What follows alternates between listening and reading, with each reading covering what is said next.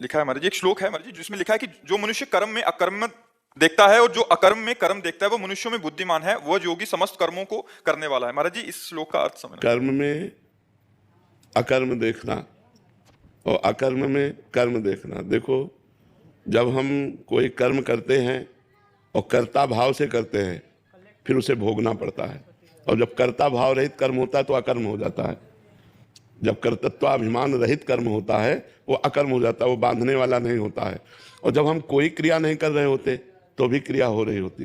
प्रकृति अपनी क्रिया करती है। प्रकृति का बना हुआ ये स्थूल शरीर है, सूक्ष्म शरीर है, कारण शरीर। देखो हम ऐसे बैठे हैं, पर देखो अंदर क्रिया हो रही कि नहीं हो रही।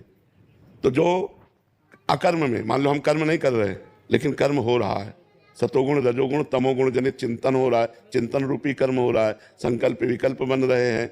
जो कर्म कर्ता भाव से रहित किया जाता है वो अकर्म होता है। और जब हम कर्म नहीं कर रहे होते तो भी कर्म हो रहा होता है। अकर्म में कर्म और कर्म में अकर्म, ये देहाभिमान रहित योगी की जो परम पवित्र बुद्धि होती है उसके द्वारा ऐसा देखा जा सकता है, देहाभिमानी के द्वारा नहीं देखा जा सकता।